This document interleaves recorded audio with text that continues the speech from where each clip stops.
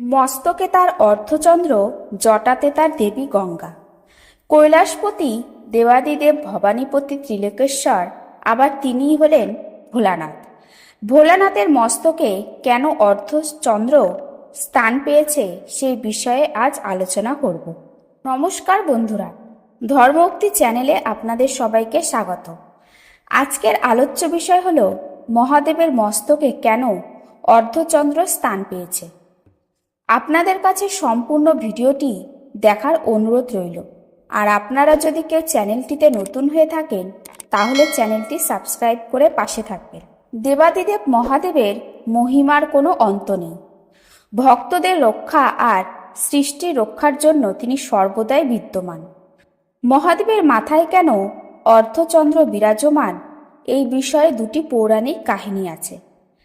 পৌরাণিক তথ্য অনুযায়ী সমুদ্র মন্থনের সময় দেবতা আর অসুর উভয় পক্ষই ছিল। মন্থনের সময় দেবী লক্ষ্মীসহ নানান অলঙ্কার এবং মূল্যবান রত্ন উঠে এসেছে, আর তার সাথে অমৃত।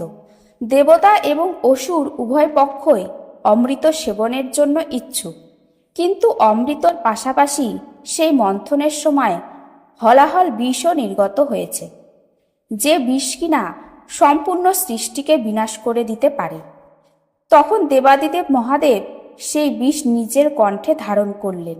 সেই হলাহল বিষ পান করে সৃষ্টিকে তো ধ্বংসের হাত থেকে রক্ষা করলেন, কিন্তু সেই বিষের প্রভাব ছিল অত্যাধিক। তখন সমস্ত দেবতারা চন্দ্রদেবকে যেন ভগবান শিব নিজের মস্তকে ধারণ করেন, তাহলে বিষের প্রভাব থেকে কিছুটা পরিত্রাণ পাওয়া সম্ভব। কারণ চন্দ্রদেব হল স্নিগ্ধ, শীতল আর ঠান্ডা। তাই ভগবান শিব যদি মস্তকে চন্দ্রদেবকে ধারণ করে তাহলে চন্দ্রদেবের শীতলতায় বিষক্রিয়া কিছুটা হলেও কমবে। তখন ভগবান শিব নিজের মস্তকে অর্ধচন্দ্র ধারণ করলেন, আর সেই থেকেই চন্দ্রদেব ভগবান শিবের মস্তকে বিরাজমান।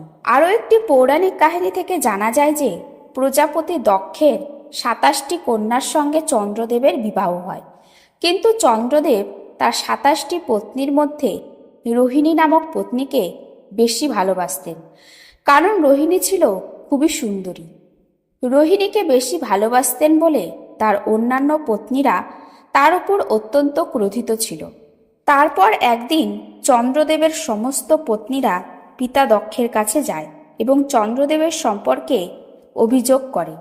নিজের কন্যাদের এমন অবস্থা দেখে পিতা দক্ষরাজ অত্যন্ত ক্রোধিত হয় এবং চন্দ্রদেবকে অভিশাপ দেয় যে চন্দ্রদেব আস্তে আস্তে ক্ষয়প্রাপ্ত হবে। এরপর চন্দ্রদেব ধীরে ধীরে দুর্বল হয়ে পড়ছিলেন, আর যার ফলে সৃষ্টির ভারসাম্য বিনষ্ট হচ্ছিল। তখন চন্দ্রদেব প্রজাপতি ব্রহ্মার কাছে যায়। ব্রহ্মদেব চন্দ্রদেবকে উপদেশ দিলেন যে মহাদেবের আরাধনা করতে, কারণ একমাত্র মহাদেবই পারে চন্দ্রদেবকে এই অবস্থা থেকে উদ্ধার করতে। তখন চন্দ্রদেব নিজের হাতে ভগবান শিবের লিঙ্গমূর্তি বানিয়ে তার আরাধনা করতে লাগল।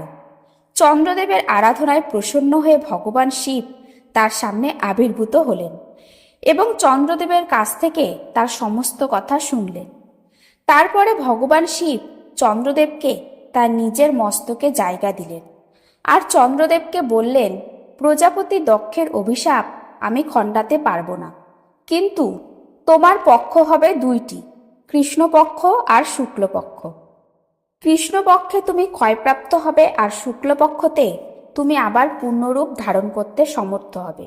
আর এই কারণেই অমাবস্যা ও পূর্ণিমা হয়।